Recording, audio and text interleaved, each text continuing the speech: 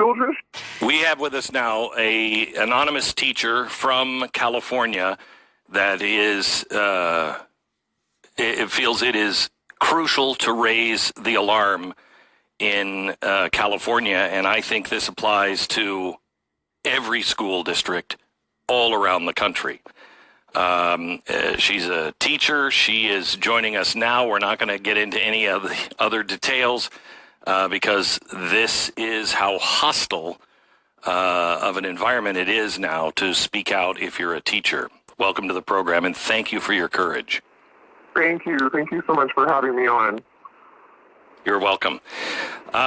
So tell me what happened to you just a few weeks ago that made you say, wait, hold it. What's happening now?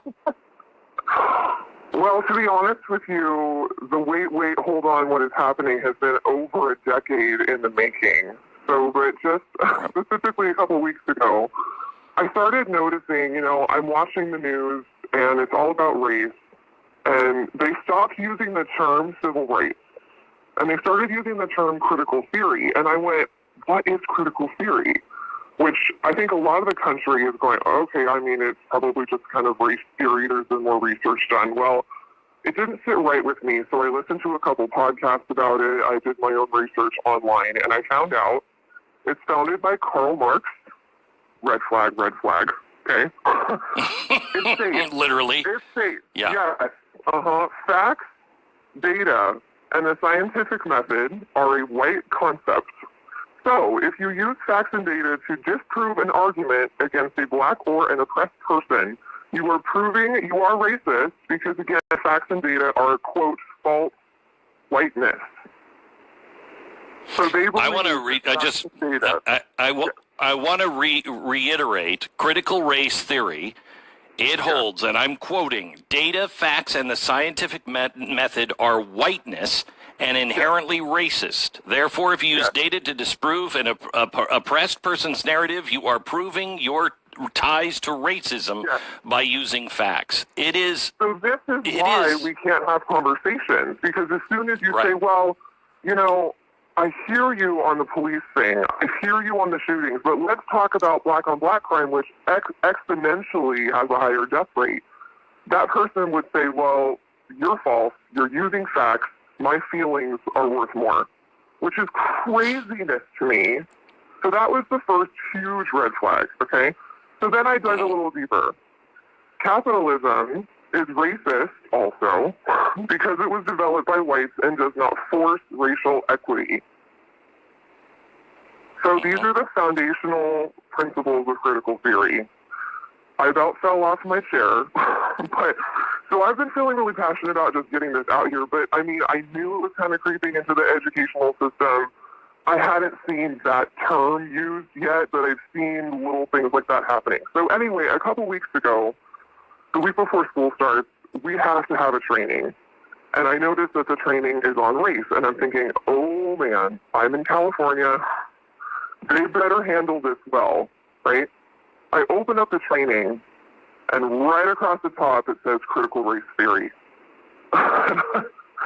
Glenn, I wanted to quit on the spot or go on a crusade or text all my friends that have their kids in public school just going, get out now. I cannot believe what I'm seeing. But of course I want to read through it, give them the benefit of the doubt, because maybe the people who developed this don't know what critical theory is. So here are the main points that they taught us. Now this is in the training. This is in the training document for California teachers. Okay. Not all California teachers, but I can tell you that it is endorsed by the California Department of Education, the California School Board Association, the Association of California School Administrators, Bay Area Schools, the California Conservation Corps, and a bunch of other districts who have hired them to train teachers. Okay. And you are you're not in a small school district in California, so it's a large number. I'm in a small-ish district, small enough to where I'm nervous that I'm going to be identified. So people know me, so I'd rather stay anonymous. But so in the training, it's called Epic Education. You can go on their website and look everything up. Here are their main points. Owning property is whiteness, must be abolished. So no one should own property, okay? White people will only help a black person if it is in their own self-interest. Jeez. That to me, I mean, let's just flip that back. A black person will only help a white person if it is in their own self-interest. If you said that, you'd be called a racist up and down. But if you flip the color of the skin of the person you're talking about, you're a compassionate person. So right. there's And because and because of critical race theory, yes. you defending that by saying flip that around proves that you are a racist. Exactly. That's why we're not getting anywhere. That's why we can't agree to disagree. That's why we can't talk about the real issues of what's going on. That's why we can't talk about, I mean, I am a white female teacher, and I have had reverse racism against me multiple times in my own classroom. I walk on eggshells around my students of color because I want to make sure that they know that I love them, that I care about them, that I want them to succeed, because I've had more experiences than I can count where if a black student doesn't get the grade they want, they're storming my door. I've been cussed out. I've been almost fired. Parents have gone to the superintendent to try to get me out. Even when I have documentation proving why that student got the grade that they got, nope, it's because you're white. It's because you're white. And I'm going, if I said that about you, I'd be thrown in jail. You know what I mean? It's just insane. So, okay, the other points are racism is inherent with all white people from birth. They can't help it, and they are unaware of it. Wow. Racism is permanent. So in my mind, if they believe it's permanent, why are we talking about it? Why are we trying to solve it? Well, it's permanent in white people. Yes.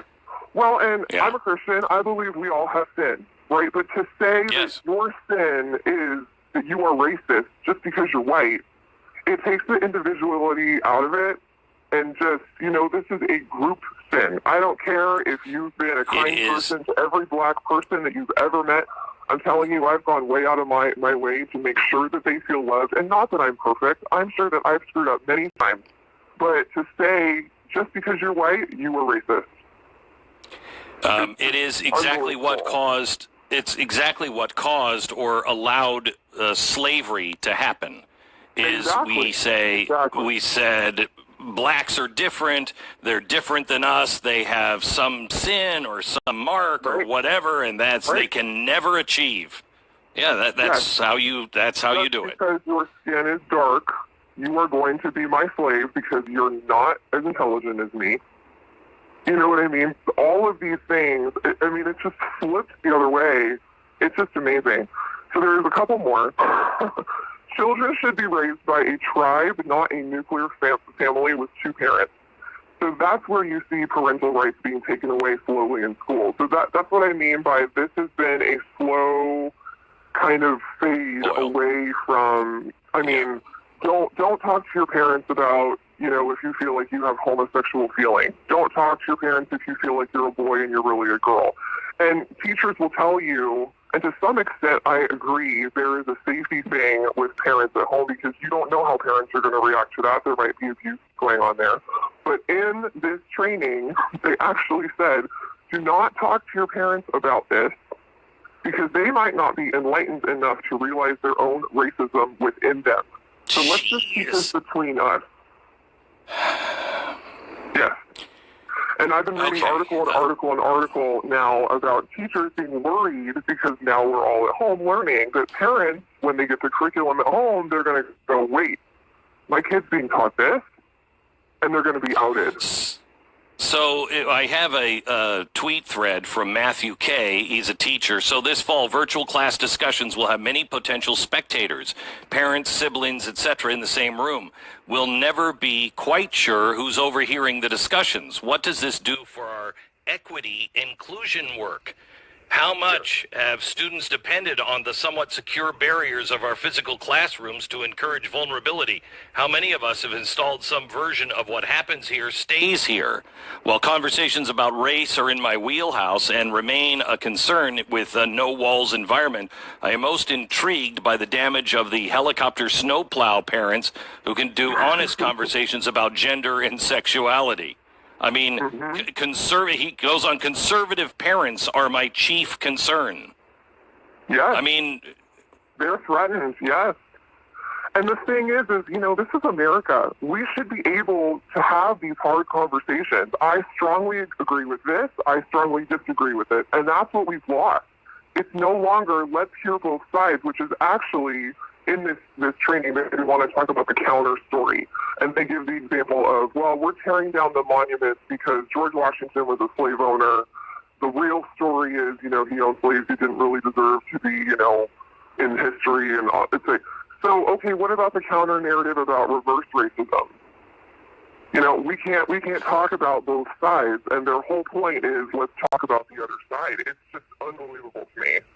So, tell me how many other teachers feel this way, like you do, that you've seen the slow boil, but now you realize this thing is boiling over. It's teaching now dangerous things.